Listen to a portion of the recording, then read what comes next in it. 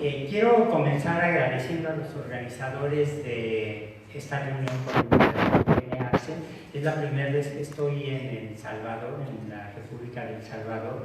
Para mí de verdad es un placer enorme estar aquí, pero cada vez que estoy en algún país latinoamericano, una de las cosas que resiento enormemente es que los mexicanos volteamos con mucha naturalidad los ojos hacia Estados Unidos o hacia Europa y no hacia el resto de Latinoamérica. Cuando uno camina por las calles de El Salvador es difícil distinguir quién es mexicano o quién es salvadoreño, y creo que eso es cierto desde luego a un nivel intelectual, es cierto a un nivel científico, y yo encuentro admirable que haya una asociación de paleontólogos que están dando lecciones a todas las demás disciplinas científicas, en el sentido de que es perfectamente posible trabajar de manera coordinada. Quiero decir que además me siento muy orgulloso del apoyo que la UNAM le ha brindado a través del director del Instituto de Geología, mi amigo el doctor Barragán, mis colegas del Instituto de Geología, a la organización de este congreso, porque evidentemente ese sentido de cooperación es una de las mejores maneras en que podemos formar una comunidad académica cada vez más sólida. Dicho eso, quiero comenzar diciendo que una de las mejores clases que yo tomé cuando era estudiante de licenciatura en biología fue precisamente la de geología, porque el maestro que me dio la clase, el doctor Héctor Ochoterena, tenía una idea perfectamente clara de la relación entre lo que son las ciencias de la Tierra y las ciencias de la vida. Después me molestó tanto lo que llevé en las demás materias de biología que decidí meterme a física, porque allí encontraba que había una lógica interna mucho mayor. Pero como uno siempre regresa a los pecados de juventud, persistí con la biología y terminé trabajando en un campo inter y multidisciplinario, que es el estudio del origen de la vida. Lo primero que quisiera decir es que una de las grandes ventajas que tenemos en Latinoamérica, y a menudo no nos damos cuenta de ello, es la naturalidad con la que la población latinoamericana acepta las ideas de la teoría de la evolución. Charles Darwin visitó algunos países latinoamericanos, sobre todo en el sur. Sabemos que si no se hubiera casado hubiera ido a México. No menciona El Salvador ni Centroamérica, salvo como un lugar fascinante desde el punto de vista biogeográfico en su obra, pero a veces también me preocupa mucho la manera en que la llegada de una serie de iglesias fundamentalistas que tienen la lectura literal de la Biblia están sobacando de una manera muy fuerte, muy seria, el mensaje darwinista. Ahora, como todos ustedes saben, cuando en 1859 se publica El origen de las especies, lo que tenemos es un libro que no solamente es un hito en la biología evolutiva, sino que representa un punto de fractura absolutamente extraordinario en la cultura mundial. Uno de los momentos culminantes del pensamiento occidental es la publicación del libro de Charles Darwin, que demuestra que la evolución de las especies es resultado del proceso de selección natural. Darwin mismo tocó pocas veces en la cuestión del origen de la vida en público. Hace unos años Julie Peretó, Jeff Beida y yo mismo nos encontramos una carta de Darwin en donde él propone, discute, peleándose con un paleontólogo, por cierto, con Owen, discute el origen de la vida, pero todos ustedes saben que lo que Darwin hace, y llegará eventualmente un señalador, pero si ustedes se fijan en la mano derecha, en la parte derecha de la pantalla, Darwin lo que hace es propone, hay un señalador por ahí.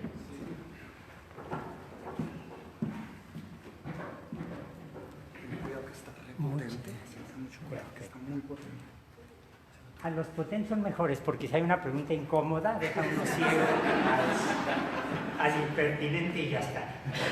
Bueno, lo que hace Darwin es nos da un marco de referencia para estudiar el origen de los ancestros. Darwin no era un gran dibujante, a diferencia de mis amigos paleontólogos, pero este dibujo en particular yo lo encuentro absolutamente fascinante, porque él lo que está diciendo es: si tenemos tres especies contemporáneas hipotéticas y me fijo en sus rasgos morfológicos, embriológicos, biogeográficos, conductuales, etc., lo que yo voy a poder hacer es darme cuenta que estas dos especies son más cercanas entre sí, descienden de un ancestro que se separó del ancestro de esta otra especie, y entonces puedo reconstruir, está diciendo Darwin con este dibujo, las líneas ancestrales. Se da cuenta que Charles Darwin lo que hace es pone las ramas y el tronco hacia atrás en líneas punteadas, que en la iconografía occidental siempre es un símbolo de una hipótesis, de una posibilidad. Cuando trabajamos en el origen de la vida, esto es especialmente cierto. Siempre que queremos reconstruir el pasado, no hay que olvidarlo, estamos planteando una hipótesis de relación filogenética, y en el origen de la vida lo que estamos haciendo es tratar de extrapolar esto a lo más atrás que podemos en el tiempo. Ahora, absolutamente fiel al legado darwinista, en 1924 primero y luego en 1936, Alexander Ivanovich Oparin propone una teoría heterótrofa para el origen de la vida. Su libro se publica en ruso en 36, en 38 en inglés, y en este libro lo que Oparin dice es, a ver, el primer origen de la vida fue un origen anaerobio, porque no había oxígeno libre en la Tierra primitiva, fue un origen heterótrofo, los primeros organismos no eran capaces de fotosintetizar, sino que se nutrían de compuestos orgánicos que estaban sintetizados abióticamente. Y como todos ustedes saben, si parten una manzana, si parten un plátano, enseguida se empieza a oscurecer. Lo que está pasando es una reacción de oxidación que está descomponiendo los compuestos orgánicos, y entonces Oparin llega a la conclusión absolutamente brillante de que en la Tierra primitiva no pudo haber habido oxígeno libre. Le pregunta a los astrónomos de la época, y los astrónomos coinciden con él, que en la Tierra primitiva, siendo el hidrógeno el elemento más abundante en el universo, seguramente no había oxígeno libre. Y entonces Oparin propone una secuencia, es decir, en lugar de decir que el origen de la vida es un proceso instantáneo, sugiere una secuencia de pasos evolutivos, en donde dice que en la atmósfera primitiva, por no haber oxígeno libre, había hidrógeno, había especies químicas reducidas, estas reaccionan entre sí, van a dar origen a la formación de compuestos orgánicos, lo que ahora llamamos la sopa primitiva, y esos compuestos interaccionan, tienen cargas distintas, las proteínas, lípidos, ácidos nucleicos, sin pensar en genética, porque como le entendemos hoy en día, porque esto no era parte del acervo cultural de la época. Oparin llega a la conclusión que se van a formar coacervados, que son asociaciones grumos de moléculas, de macromoléculas con distinta carga, y de la evolución de estos coacervados van a surgir las primeras bacterias heterótrofas anaerobias. Es decir, se da cuenta que para Oparin el origen de la vida no es un acto repentino, no es un acto espontáneo, sino que está precedido por una serie de pasos, y propone además, desde luego, que el estudio del origen de la vida es un campo multi e interdisciplinario, en donde tenemos que saber astronomía, química, geología, geofísica, fisicoquímica, química orgánica, microbiología, etc. Y esto nos plantea un riesgo, porque a veces si estudiamos el origen de la vida, lo que nos damos cuenta es que podemos terminar, si no somos atentos, si no estamos atentos, podemos terminar como aprendices de todo y oficiales de nada. Bien, ¿cuál es el problema para tratar de demostrar que efectivamente la vida surgió así? Bueno, en primer lugar, no tenemos una buena definición de vida en la que todos coincidamos. Este no es solo un problema filosófico. Si ustedes se dan cuenta, en muchas sociedades latinoamericanas hoy en día tenemos un debate social muy intenso sobre un derecho elemental de la mujer, que es el derecho del aborto, que en realidad es un problema de definición de vida y la confusión entre vida y persona. Tenemos debates sobre la eutanasia, tenemos debates sobre el problema de vida artificial, y esto lo que finalmente me está reflejando es que no hay una idea clara de lo que debo entender por un ser vivo. En el origen de la vida nos pasa exactamente lo mismo. Mis amigos físicos, que les gusta mucho la idea medio metafísica, según yo, del origen del código genético, dicen que hasta que no haya un código genético no aparece algo que está vivo. Los que nos inclinamos hacia la biología molecular decimos, bueno, si tengo RNAs catalíticos, ácidos nucleicos catalíticos, las proteínas pueden haber surgido después, pero finalmente es un reflejo de uno de los debates que sigue azotando todas las ciencias de la vida. En segundo lugar, carecemos de un registro fósil de sistemas prebiológicos. Si yo quiero estudiar, por ejemplo, la evolución de los caballos, me puedo ir hacia atrás en el registro fósil y veo caballos chaparritos. Eso lo que me está diciendo es que puedo reconstruir con ayuda del registro fósil la evolución de los caballos ancestrales. Veo ballenas hoy en día, me voy al registro fósil y encuentro los ancestros que andaban en tierra firme de las ballenas. Pero no sé qué precedió a las primeras células. No tengo idea en el registro fósil de qué fueron moléculas, coacervados, liposomas, lo que precedió a las primeras células. Entonces, este es un problema realmente severísimo. Y en tercer lugar, tenemos una evidencia extraordinariamente incompleta de los rasgos geoquímicos del medio ambiente donde surgió la vida. Todos ustedes lo saben mucho mejor que yo, no puedo pretender explicar esto, que mientras más retrocedo en el tiempo, más difícil es encontrar rocas sedimentarias que me hablen, por ejemplo, de la composición de la atmósfera primitiva, del pH de los mares, de la temperatura de la Tierra, etc. Entonces, estos son impedimentos muy severos. Hay un debate que también estoy seguro que ustedes conocen mejor que yo, que es sobre la naturaleza de la evidencia fósil de las estructuras más antiguas que encontramos en rocas del Ariano o del Arqueano o del Precámbrico temprano en general.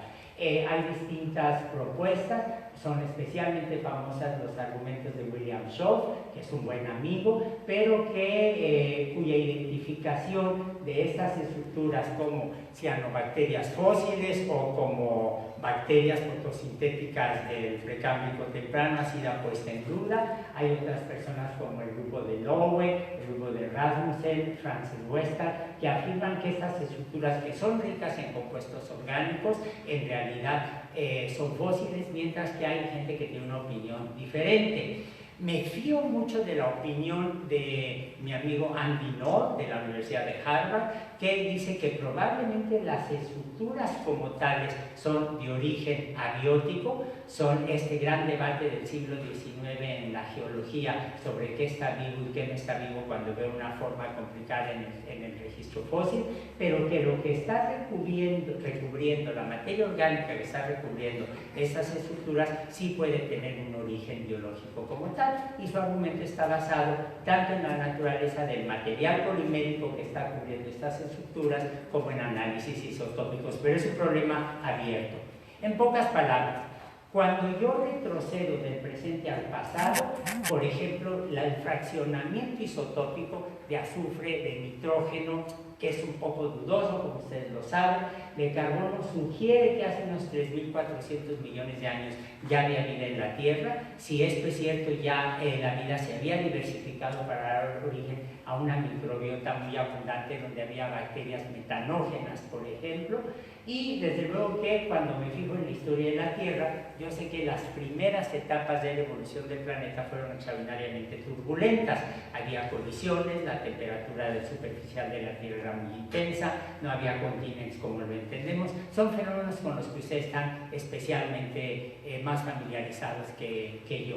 El gran problema que tenemos es que el periodo en el cual debe haber aparecido la vida es un periodo para el cual no tenemos material sedimentario, y entonces otra vez caemos en esta incógnita terrible.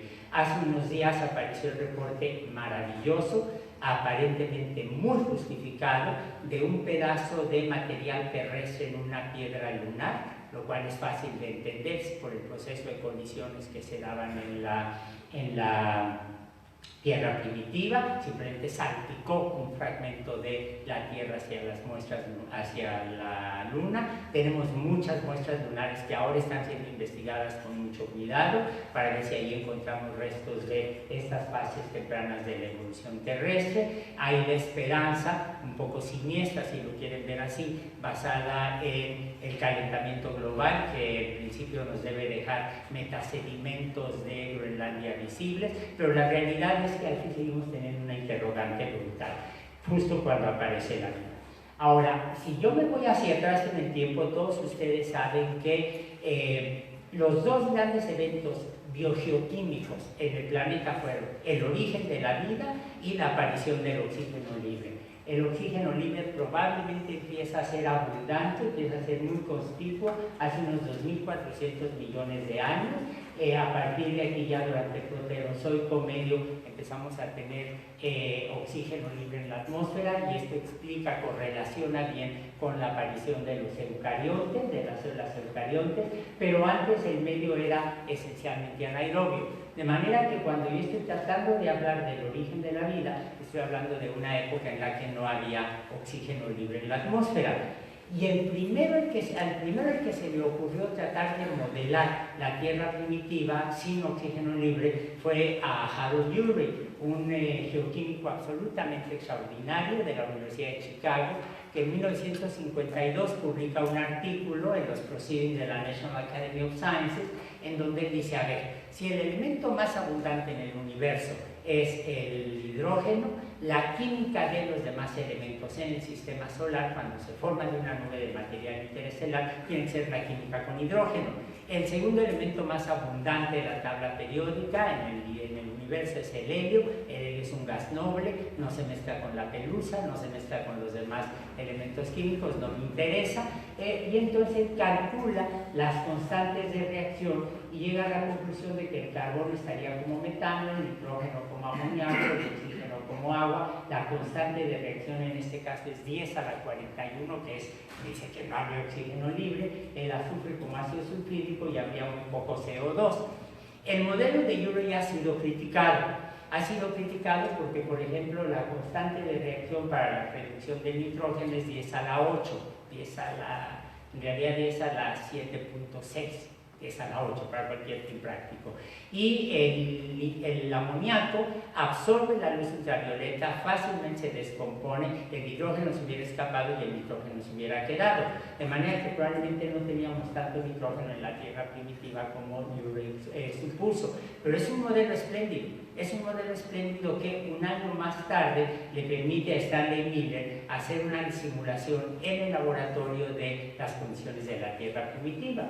Lo que hizo Miller fue diseñar un aparato muy sencillo, que seguramente todos ustedes conocen, dos matraces conectados por estos tubos. Aquí se colocó agua hirviendo para que el agua al hervir subiera, el vapor de agua subiera por este tubo, se mezclara con amoníaco, metano e hidrógeno que estaban en el matraz superior, se estuvo sujeto a la acción de descargas eléctricas durante una semana. Los productos de la reacción se condensaban, eran arrastrados por agua ya líquida a esta parte del aparato y podían ser recolectados para ser analizados. Varias veces le pregunté a Stanley Miller y qué había pasado con el aparato original, y siempre fue muy consistente. Lo tiré porque era muy difícil de limpiar. Pero dejó instrucciones tan detalladas sobre cómo repetir el experimento que aquí ven una repetición que hizo William Schopp en su laboratorio en la Universidad de California en Los Ángeles, y ven como a las 5 horas de haber comenzado el experimento, ya el interior del aparato está recubierto por un material polimérico que efectivamente es muy difícil de limpiar. Bueno, Stanley Miller lo que hizo en 1953, hizo en 52, a finales del 52, toma muestra de ese material, hace cromatografía de papel, que es algo que todos hicimos en la secundaria con hojas de lechuga o de espinacas molidas para ver los pigmentos fotosintéticos, y Stanley Miller detectó que efectivamente en una semana había sintetizado ácido aspartico, glicina, alfa-alanina, beta-alanina y un par de aminoácidos más. El experimento causó un impacto impresionante en el medio científico, en el medio cultural en general, y hace unos 10 años estaba yo de sabático en el laboratorio de Stanley Miller y él me mostró muy orgulloso una carta que le acababa, un fax que le acababa de llegar del Museo de Historia Natural de South Kensington en Londres, donde le ofrecían comprar materia sintetizada en su primer experimento. Le ofrecían una fortuna por el material. Yo le dije a Stanley, desde luego que no lo tienes. Dijo, desde luego que sí. Fuimos a su oficina, subimos por una un extractos geológicos formados por tesis de doctorado, que es para lo que sirve básicamente, y de una caja sacó cajitas pequeñas, y en esas cajitas resulta que Stanley había guardado absolutamente todos los resultados de todos los experimentos que había hecho, como esto que están viendo aquí. Este es el tubo con el material original que él sintetizó en 1953. Me emocioné mucho, le permití permiso para tomar una fotografía, para tenerlo en mis manos, y le dije: Stanley, ¿lo vas a vender a South Kensington? Me dijo: no. ¿Qué vas a hacer con él? Le dije: eso tiene que quedar en muy buenas manos, y me dijo: va a quedar en buenas manos y me lo regalo. Lo tengo en casa. Cuando algún estudiante necesita presentar su examen, se lo presto, se persina con él y con eso adelante. Pero hace unos años, mostrándole esta imagen a Jeff Peita, que fue el segundo estudiante de doctorado de Stanley Miller, se acaba de jubilar, está en Scripps en La Joya, me dijo: ¿por qué no lo analizamos con las técnicas contemporáneas? Lo hicimos, y aquí pueden ver ustedes el resultado de los análisis que publicamos en el 2008. En realidad, Stanley Miller había sintetizado 5 aminoácidos, reportado la síntesis de 5 aminoácidos, pero usando las técnicas analíticas contemporáneas nos pudimos dar cuenta que había una gama extraordinariamente grande de aminoácidos y de otros compuestos. A mí en lo particular me emociona mucho cada vez que veo esta tabla ver que pudimos detectar ornitina, que es un aminoácido básico con carga positiva, y si el RNA tuvo el papel que todos le asignamos en la evolución temprana de la vida, un compuesto con carga positiva sería especialmente importante por la interacción entre un polianión, el RNA, con cargas positivas. Y lo que me llama también mucho la atención es la presencia de valina, isovalina y norvalina, que se dan cuenta que están aquí juntos, son aminoácidos alifáticos. Todos ellos tienen 5 carbonos, y el aminoácido que tenemos en las proteínas es la valina, no tenemos isovalina. Pero la isovalina es más abundante siempre que hacemos un experimento de esta naturaleza.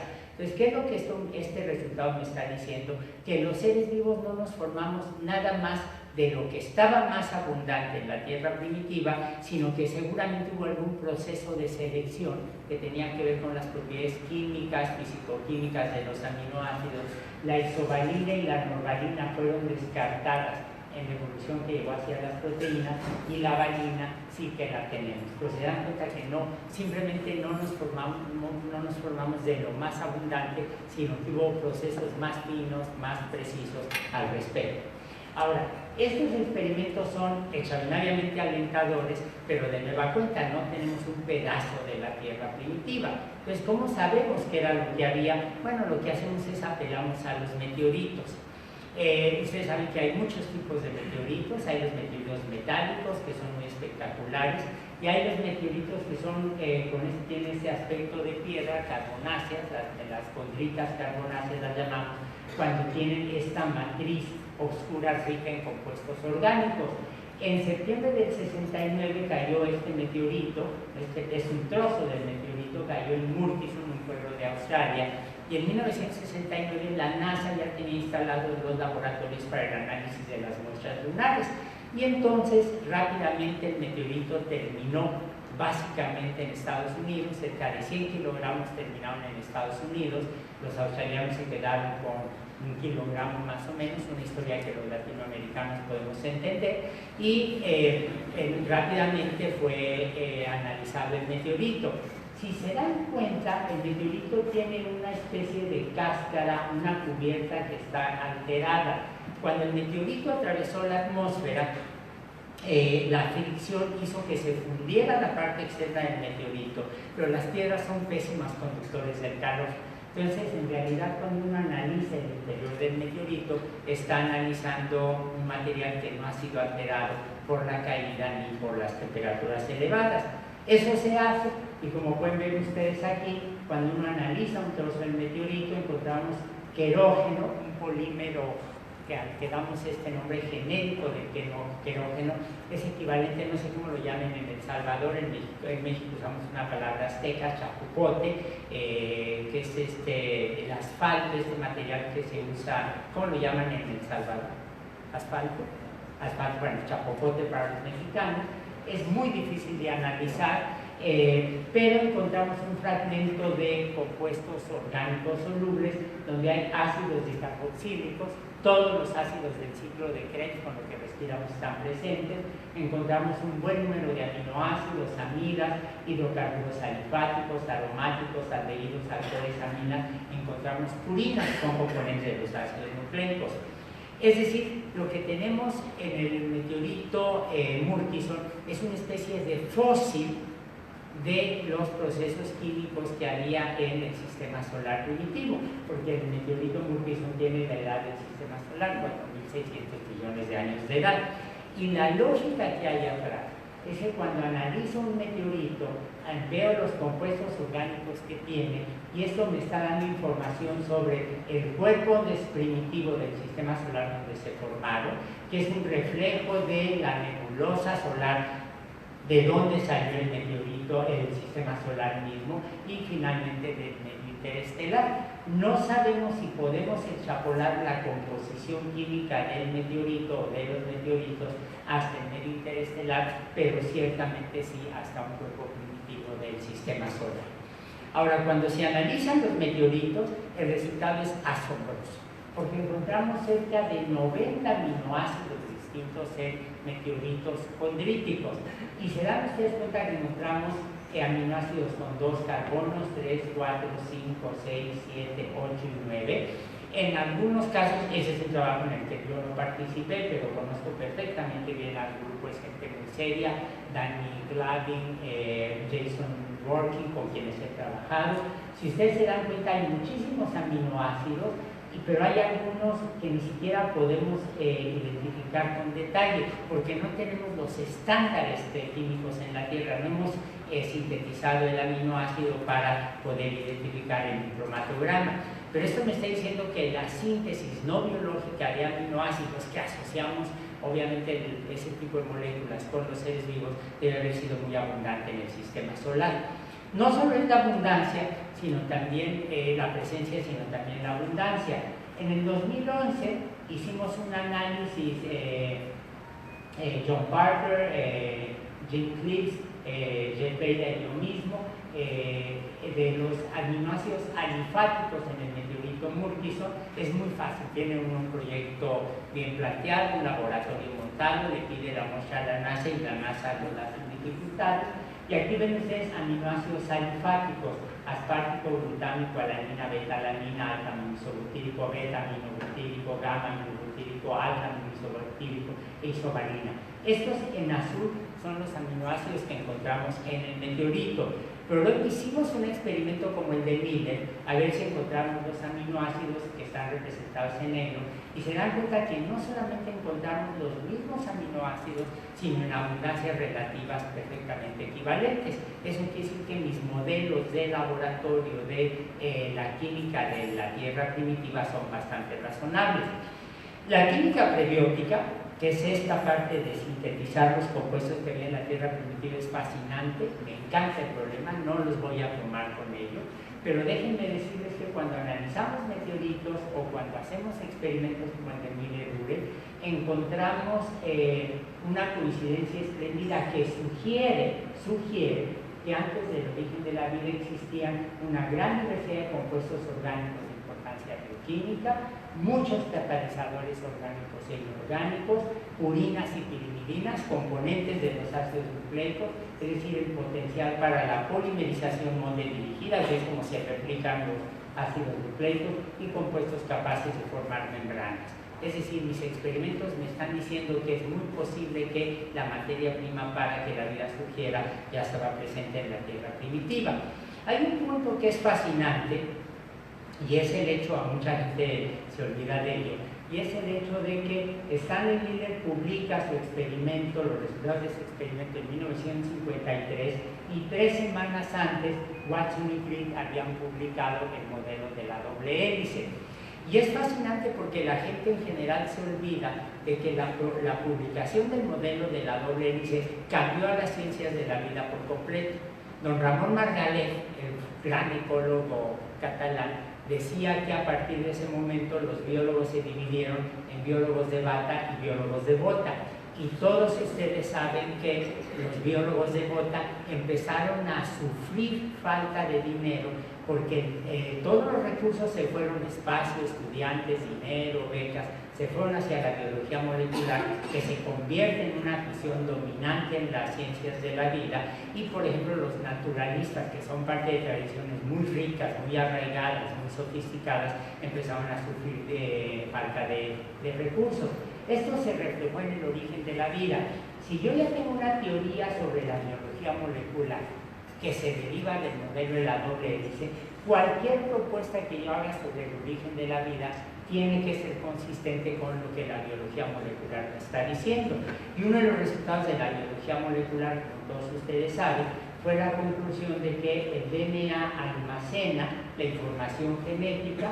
Esta información tiene un intermediario que es la molécula de RNA y finalmente cuando se traduce el RNA lo que tenemos son proteínas. Y eso es lo que se llamó el dogma, se sigue llamando el dogma central de la biología molecular y se convirtió en una visión molecular del debate de qué había venido primero, el huevo o la gallina, las proteínas o el DNA. Y fue un debate muy intenso. Fue un debate ideológico en donde debo decir que mis colegas más conservadores preferían la idea de que primero había venido el DNA. Decían el DNA es el general, el mariscal, o estas analogías militares que a mí siempre me perturban mucho, o el gerente de la célula, eso me perturba todavía más, mientras que mis amigos más bien de izquierda preferían la idea de que las proteínas habían venido primero. Idea basada o justificada ideológicamente en el hecho de que Engels habla en la dialéctica de la naturaleza de la primacía de la albúmina sobre los demás. Lo que mis amigos de izquierda, en un reflejo típico de la ignorancia que a veces suelen tener, no se daban cuenta es que eso Engels se lo había fusilado directamente de Haeckel y que la biología molecular no se puede negar. Bueno, el debate fue extraordinariamente intenso, no solo un debate científico, tener un debate también ideológico, que vino primero proteínas o el DNA, cuando de repente nos dimos cuenta que el RNA tiene actividad catalítica y probablemente el RNA surgió antes que las proteínas y antes que el DNA. Como sé que los paleontólogos no se fijan mucho en la estructura secundaria o terciaria del RNA, no voy a hablar mucho al respecto, pero déjenme recordar lo que seguramente todos ustedes saben, sobre todo los más jóvenes. Si yo me fijo en la síntesis de proteínas, la síntesis de proteínas requiere de un RNA mensajero que es traducido en el interior de un ribosoma que tiene mucho RNA, en donde los codones son leídos gracias al RNA de transferencia que va cargado con los distintos aminoácidos. Bueno, se dan cuenta que la síntesis de proteínas no requiere de DNA. La síntesis de proteínas necesita RNA ribosomal, RNA mensajero y RNA de transferencia. La gente en los años 60 se había percatado de eso, especialmente Crick y Leslie Orgel, y también se dieron cuenta de algo que es fascinante. El DNA es una molécula maravillosa, es una especie de columna salomónica, impecable, una simetría espléndida, pero es lo único que sabe hacer, ser una molécula simétrica que almacena la información genética. Las bases están viendo hacia el interior de la doble hélice porque de esta manera están protegidas del agua, no sufren reacciones hidrolíticas y de esta manera la integridad del mensaje genético se ve preservada. En cambio, si nos fijamos en las proteínas tienen estructuras terciarias muy complicadas y en los años 60 Francis Crick mismo se dio cuenta que el RNA de transferencia tiene también una estructura terciaria, una estructura espacial muy compleja y se preguntó, ¿no será que el RNA tiene estructuras catalíticas? La llave me sirve para abrir una cerradura. Una llave me sirve para abrir una cerradura, no porque sea una llave, sino porque tiene una forma que entra de una manera impecable en la cerradura. La geometría de la llave me determina en buena medida su función y lo mismo pasa con las proteínas y con el RNA. Y entonces hubo la predicción de que el RNA podía tener actividad catalítica y efectivamente, por pura casualidad, el grupo de Sidney Aumann y el grupo de Tom Sheck descubrieron que RNAs muy complejos como los que están viendo aquí, podían cortar otras moléculas de RNA y unirlas. Es decir, se rompió el viejo dogma que todos aprendemos en la escuela de que las proteínas son catalizadores y los ácidos nucleicos almacenan información genética. No, el RNA, que es un ácido nucleico, almacena información genética y puede sintetizar y puede al mismo tiempo tener actividad catalítica. Y el mejor ejemplo de una actividad catalítica lo tenemos en el ribosoma. En la parte de la subunidad grande del ribosoma, justo en el sitio donde se forma el enlace peptídico entre dos aminoácidos, no tenemos proteínas. El RNA es el catalítico y en cierta medida uno puede decir que esta es una especie de fósil de esas épocas en las que aún había proteínas. Pero además, si nos fijamos en la ubicuidad del RNA, resulta que para tener RNA necesitamos tener ribonucleótidos. Todos se forman de la misma forma en todos los organismos, es un origen monofilético la síntesis de ribonucleótidos, igual que todos los caballos son de origen monofilético, igual que todas las mariposas son de origen monofilético, el mismo concepto que ustedes usan aplicado a nivel molecular. El RNA puede estar codificando información genética, como en virus, como el virus de la gripa, el virus de la polio, el virus del SIDA. No codificante puede ser catalítico, como el RNA de ribosomal, transferencia, el primer que ayuda a que se replique el RNA. Hay muchos RNAs pequeñitos que son reguladores.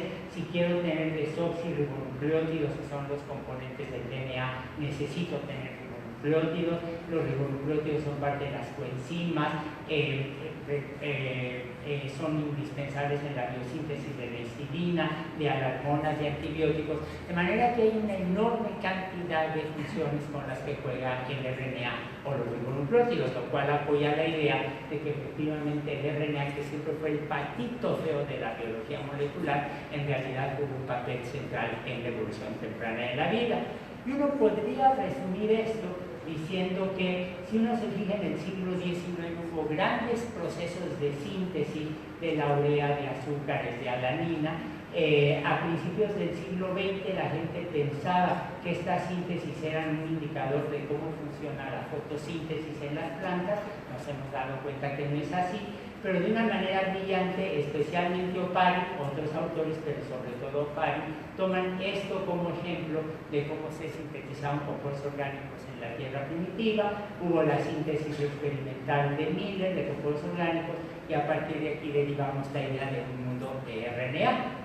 Ahora, la gran pregunta que nos hacemos, y es una pregunta perfectamente legítima, y esto está en inglés, pero finalmente eso no contradice el hecho de que seamos latinoamericanos. Si fuéramos monjes medievales, la charla sería en latín y todos estarían tomando sus notas en latín sin ningún problema. El inglés es la lengua universal de la ciencia y eso no nos hace menos latinoamericanos, ni abate el sueño bolivariano, ni las ideas de Hidalgo, ni nada. Bueno, el sueño bolivariano no tiene nada que ver con lo que está ocurriendo en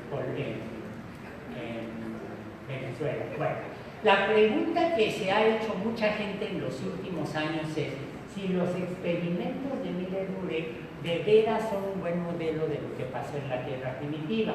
Y la primera pregunta es que tal vez, como la atmósfera primitiva tal vez no tuvo tanto metano como supuso Urey, sino más bien CO2, la siguiente pregunta es, ¿qué tal si el CO2 era el gas dominante, la forma dominante de carbono en la atmósfera primitiva?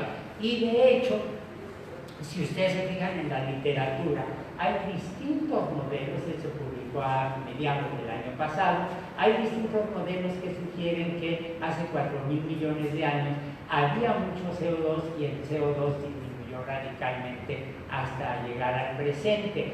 Si teníamos tanto CO2 en el pasado, entonces los mares primitivos, por un problema de equilibrio químico, los mares primitivos tienen que haber tenido un pH ligeramente ácido y el pH ha ido aumentando. Pero se dan cuenta que esto es muy modelo dependiente. Aquí ven distintos autores que han, a partir de la abundancia de CO2 en Venus, en Marte, a partir de modelos químicos, a partir del análisis de las rocas de Histoacacia, que son carbonatos metasedimentarios, dice, pues sí, había mucho CO2. Es un modelo, puede estar equivocado este modelo, pero es la tendencia general. Entonces, sin embargo, la posibilidad de que la tierra primitiva haya tenido más CO2 con metano existe. Entonces, una pregunta que nos hicimos los amigos de Stanley Miller es: ¿no será que en realidad había mucho CO2 y que esto limitaba la síntesis química? Y entonces decidimos repetir el experimento de Miller con su ayuda. Una ayuda que fue muy difícil de convencer. Hicimos el experimento, se los quiero decir muy abiertamente, porque Stanley Miller había sufrido una embolia. Las embolias son enfermedades muy crueles, pero nos dimos cuenta que Stanley Miller seguía atrapado, si lo quieren ver, en su propio cuerpo, pero se podía comunicar unos 20, 30 minutos cada 3 o 4 horas con los amigos y seguía con una inteligencia absolutamente viva y activa. Y entonces dijimos, repitamos el experimento. Él no quería, hicimos el experimento básicamente para mantenerlo activo, para que siguiera intelectualmente activo, y el resultado fue sensacional. Este es el experimento típico de Miller, pero nos fuimos sobre un modelo más barato, que es más rápido para analizar. Es un modelo que hizo Joan Oró en Cataluña. Los catalanes tienen fama de agarrados, no sé cómo digan en El Salvador, no sé cómo se diga, gente que no le gusta gastar mucho dinero. Entonces yo lo llamo siempre el modelo catalán del origen de la vida, donde aquí ven, en lugar de 2 matraces, uno solo. A mis amigos catalanes les encanta que les diga uno eso. Tienen la descarga eléctrica. Hicimos el experimento y pueden ver aquí ustedes cómo al cabo de 24 horas de descargas eléctricas, con una atmósfera rica en CO2, nitrógeno y vapor de agua, no se forma el polímero, sino que se forma este líquido opalescente. Si no se forma el polímero, eso me está diciendo que los aminoácidos no son resultado de la descomposición del polímero, sino que tiene que venir otro tipo de proceso.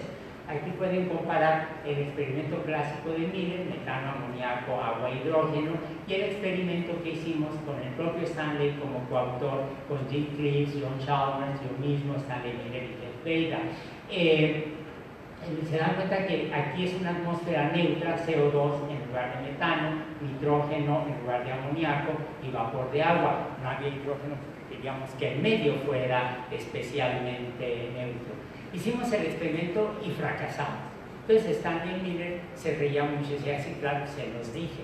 Pero empezamos a jugar con el pH, empezamos a jugar con métodos de análisis que no destruyeran los aminoácidos, y finalmente nos dimos cuenta, fíjense en este cromatograma de aquí abajo, nos dimos cuenta que cuando teníamos una atmósfera de dióxido de carbono y nitrógeno, agregábamos carbonatos, que debe haber habido en la Tierra primitiva si había dióxido de carbono, pusimos descargas eléctricas, agregamos ascorbato para evitar la descomposición de los compuestos orgánicos, y aquí ven ustedes los picos de aminoácidos en proporciones racémicas sin ninguna dificultad. Es decir, demostramos que se pueden sintetizar compuestos orgánicos, aminoácidos, aunque la atmósfera sea neutra. Desafortunadamente Stanley Miller ya no vio publicado ese artículo porque murió cuando el artículo estaba en prensa, pero así se cerró una especie de ciclo vital intelectual en su vida, cosa que a todos nos llenó de satisfacción. Ahora, en el experimento de Miller se dan cuenta que estamos juntando todos los precursores en el mismo matraz, ponemos descargas eléctricas y vemos qué pasa. Y son experimentos que yo llamo de una sola ollita, porque tenemos todo en la misma cazuelita, en la misma olla, no sé cómo se diga en El Salvador, pero la idea es muy clara, hacemos ollas muy parecidas, y entonces tenemos distintas fuentes de energía, distintos precursores, y vemos qué es lo que ocurre. Este tipo de experimentos son experimentos de una sola ollita, en donde sintetizamos aminoácidos, hidroxiácidos, purinas, azúcar. Es una química no selectiva, junto todo y a ver qué pasa, de alta energía, estoy poniendo descargas eléctricas, y de un solo golpe y porrazo sintetizo básicamente un tipo de biomolécula, o aminoácidos, o purinas, o azúcares, etc. Encuentro algunos rendimientos adicionales de otros compuestos, y se me forma otra vez este polímero muy complejo que es difícil de analizar. ¿Cuál es el problema que estos experimentos tienen? que en realidad cuando yo hago la química de los distintos elementos, de los distintos componentes químicos, los formo en condiciones que no son compatibles entre sí. Formo azúcares por un lado, aminoácidos por otro, bases por otro, y las condiciones de síntesis no son del todo compatibles. En segundo lugar, los azúcares se polimerizan fácilmente y forman una especie de polímero. Todos ustedes han visto cómo se carameliza el azúcar, es algo que todos los que sabemos cocinar lo reconocemos. Quiero formar un flan, quiero hacer un soufflé, bueno, caramelizo el azúcar y esto me descompone los azúcares y ya no los puedo separar fácilmente. Y la gran pregunta es, ¿qué tan compatible, considerando esto, son estas síntesis prebióticas con la hipótesis del mundo del RNA? Y déjenme ponerles un ejemplo muy claro. Miren, aquí tienen la citidina. La citidina es un componente del RNA y del DNA.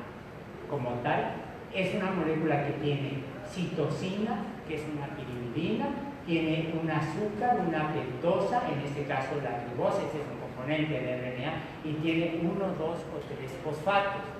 Bueno, en principio uno diría, la manera de formar este tipo de compuestos es muy fácil.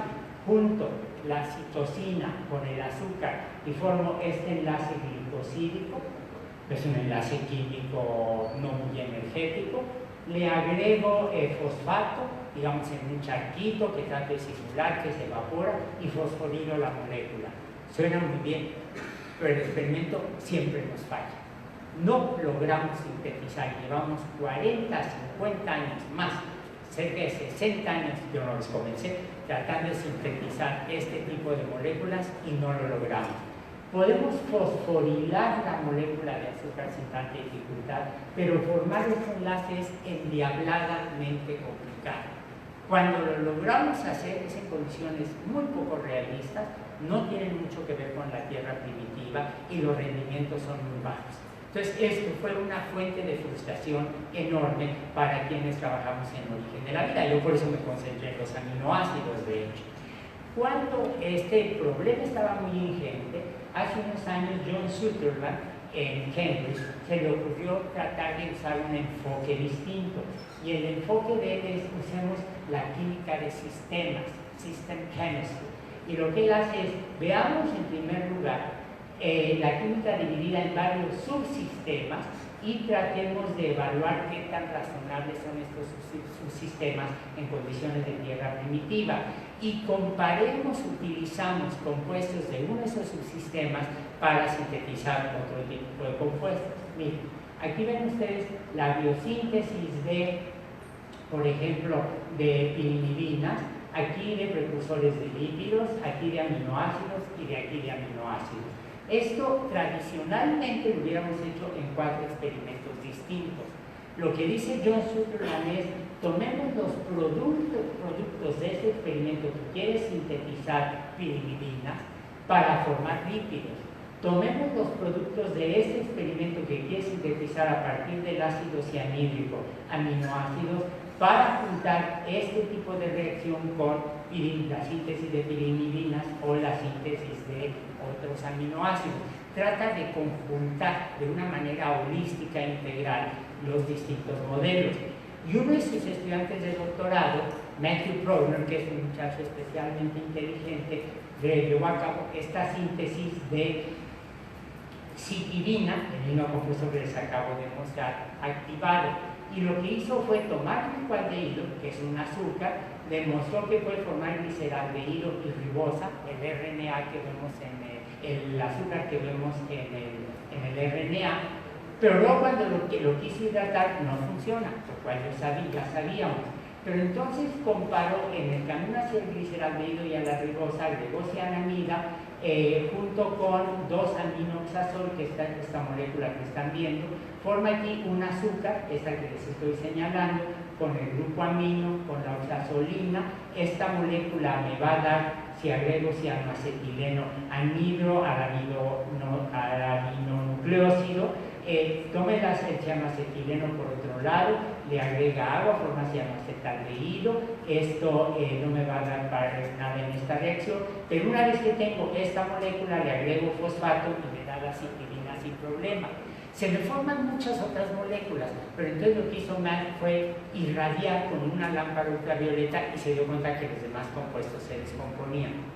Se dan cuenta que lo que están haciendo es proponer un origen común de precursores de lípidos, de precursores de aminoácidos y de precursores de nucleótidos. El gran problema de esta síntesis, que sigue el modelo de John Sutherland, es que es una química de muchas ollitas, porque lo que hago es sintetizo un compuesto en ciertas condiciones, tomo ese compuesto, lo paso a otra ollita, ahora le agrego calor, ahora le pongo luz ultravioleta, tomo esos productos y ahora lo paso a otra ollita y cambio el pH. Es una síntesis muy artificial, extraordinariamente artificial. Y el debate en este momento, el origen de la vida en química prebiótica es, ¿era una química de una sola ollita, como el experimento de Miller, o fue una química de muchas ollitas, en donde en la tierra primitiva de alguna manera se dieron las condiciones para que se formaran los distintos compuestos? Entonces uno puede hacer la comparación. Ya vimos en el caso de Miller, ya vimos en el caso de John Sutherland, aquí se sintetizan aminoácidos, hidroxiácidos, purinas, azúcares de un solo golpe. Aquí sintetizo precursores, perdón, aquí falta una S, de ribonucleótidos, de aminoácidos y de lípidos, todo al mismo tiempo con una química cianosulfídica. Aquí tengo alta energía, una química no selectiva. Aquí tengo una química que es muy selectiva porque yo como investigador lo estoy haciendo así, y es una química de baja energía. Aquí es una sola ollita, aquí son muchas ollitas simultáneamente interaccionando. Aquí obtengo pocos compuestos adicionales. Aquí necesito de reactivos que no es fácil suponer que estaban en la tierra primitiva.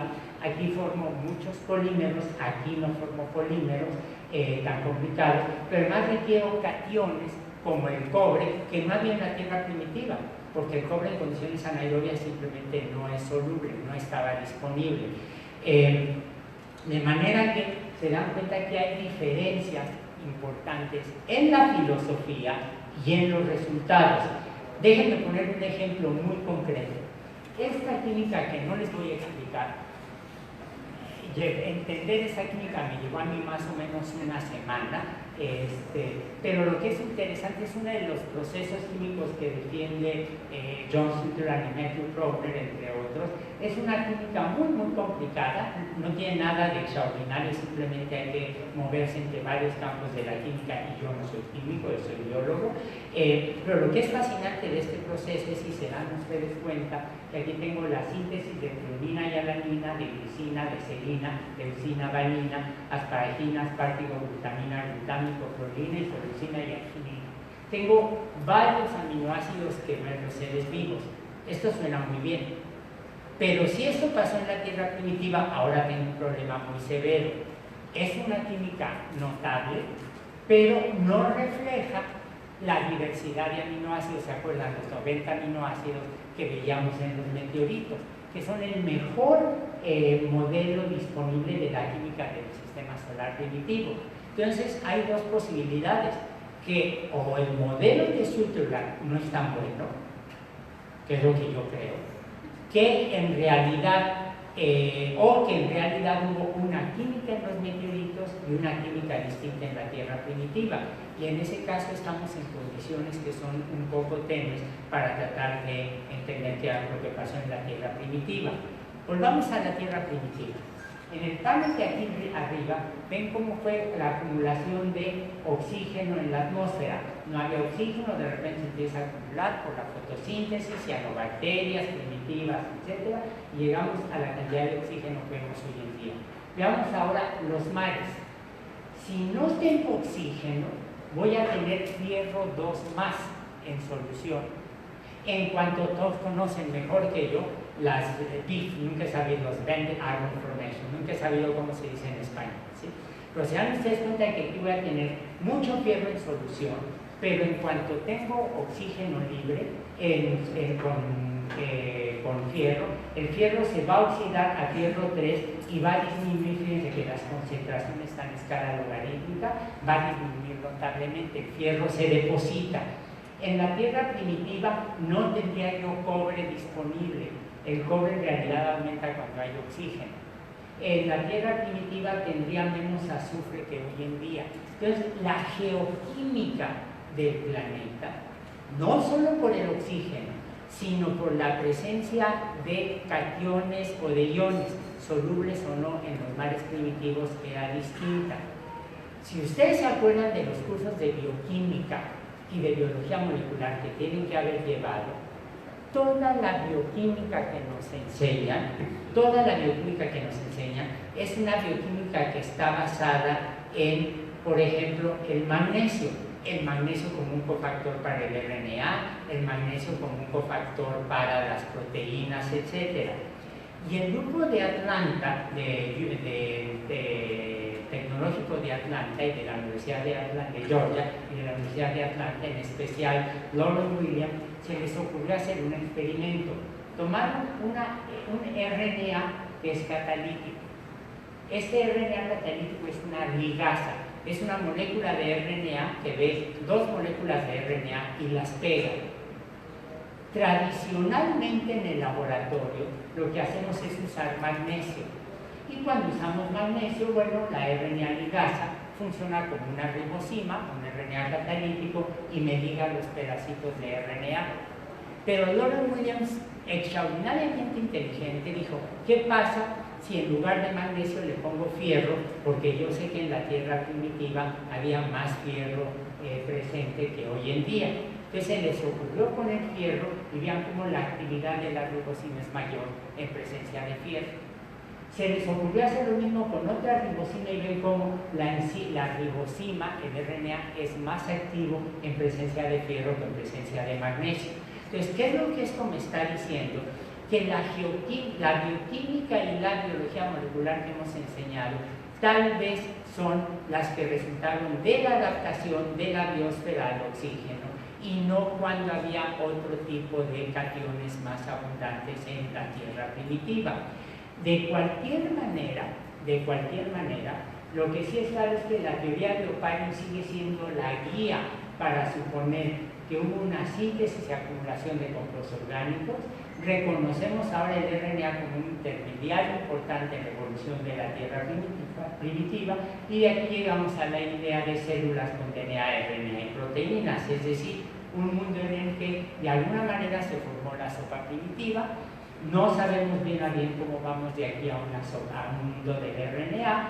Sabemos por el ribosoma que hubo un mundo de RNA donde apareció la síntesis de proteínas. El DNA claramente es un evento biológico tardío en la evolución de los seres vivos y ya de que tenemos la enorme diversificación de la biosfera que vemos hoy en día. Y déjenme concluir con un dibujo que me gusta mucho, es un dibujo un poco anticuado, pero me sigue gustando mucho, que preparó Dave Dillon, un amigo y colega de la NASA Ames en California, en donde está lo que él llama el reloj biológico de la Tierra. La Tierra se forma hace 4.600 millones de años, hace unos 3.500 millones de años, probablemente ya había vida, probablemente eran heterótrofos anaerobios que siguen persistiendo hasta nuestros días, aparecen bacterias capaces de usar la luz, aparecen cianobacterias, se empieza a liberar oxígeno en la atmósfera, esto permite la aparición de células eucariontes y permite una diversificación extraordinaria de los reinos eucariontes y de esta manera podemos entender muy claramente esa correlación entre la biosfera y el resto del planeta. Pero creo que esta diapositiva, esta imagen, tiene una lección que todos los latinoamericanos deberíamos aprender. Me puse a revisar los programas de enseñanza de la biología y de geología que están en toda Latinoamérica, lo que estaba disponible en la red, y descubrí que hay una ausencia brutal que todos tenemos. No enseñamos biogeoquímica, es decir, enseñamos por un lado las ciencias de la vida, por otro lado las ciencias de la Tierra, y lo que la historia del planeta me está demostrando es que hubo una interacción absolutamente extraordinaria entre la evolución de la biosfera y la evolución del planeta como tal. La parte muy obvia es la acumulación de oxígeno, pero además de la acumulación de oxígeno, hubo una serie de consecuencias biogeoquímicas, el ciclo del nitrógeno, los ciclos de los diferentes metales, la acumulación de uranio, de metales pesados en protistas, los procesos de acumulación de carbonatos, que es algo que no podemos nosotros dejar que nuestros alumnos en Latinoamérica sigan aprendiendo. Es un área que tiene una enorme tradición en Alemania, viene desde finales del siglo XVIII con la Naturphilosophie, se desarrolla extraordinariamente en Rusia con Vernadsky, es algo que hemos descuidado por completo en Latinoamérica. Creo que, como dicen los ingleses, it's high time, ya llegó el tiempo que aprendamos la lección, y con el potencial intelectual, científico y con los jóvenes que tenemos en Latinoamérica, no descuidar la enseñanza de esta área que encuentro absolutamente esencial. Muchas gracias.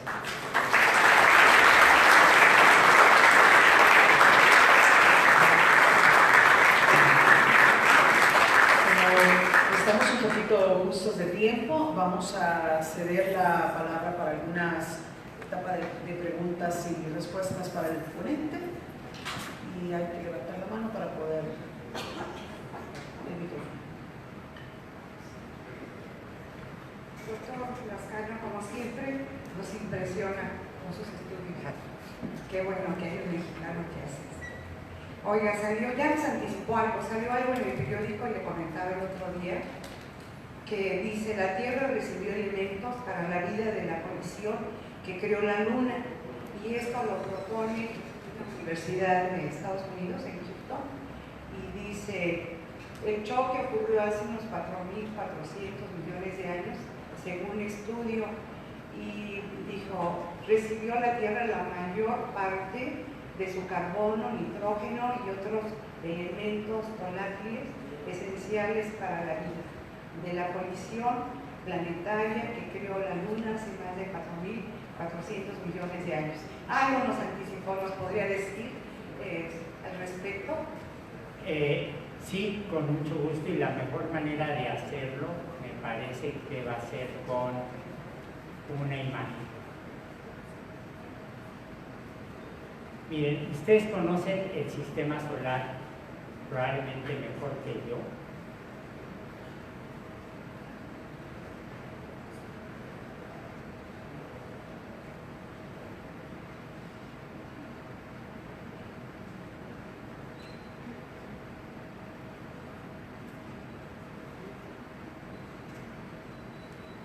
A ver, si uno se fija en el sistema solar, bueno, al principio la expresión era un poco nebulosa.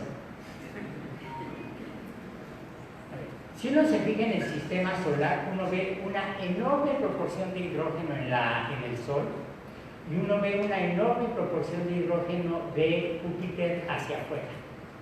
De hecho, decimos que tienen abundancias cósmicas, es lo que la nomenclatura de los astrónomos, que tienen la misma proporción de hidrógeno a helio y a los demás elementos de la tabla periódica. Y claramente los planetas de la parte interior del sistema solar, Mercurio, Venus, la Tierra y Marte, estamos depletados, tenemos poco hidrógeno, tenemos pocos volátiles. Eso tiene que ver porque cuando se formó el sistema solar, se estableció un gradiente de temperatura cerca del Sol. Cuando el Sol se enciende, cerca del Sol la temperatura va a ser muy elevada, entonces el hidrógeno se va a ir hacia las partes externas. El Sol mantiene el hidrógeno porque es muy masivo, ahí no tenemos ningún problema.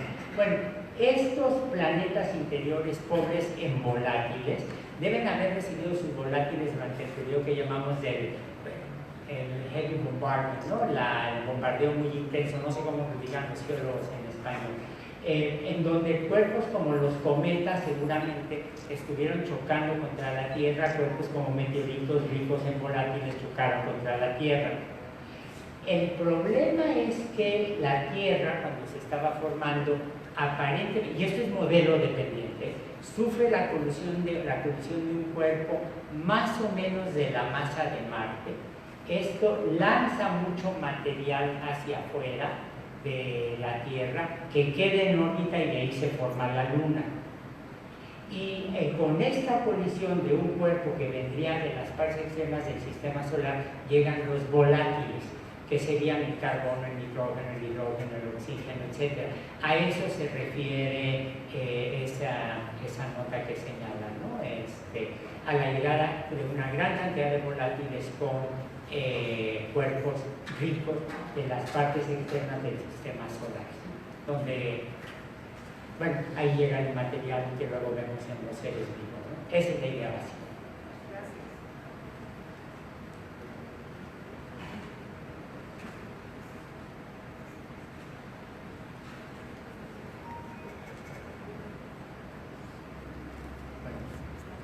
Pues muchas gracias.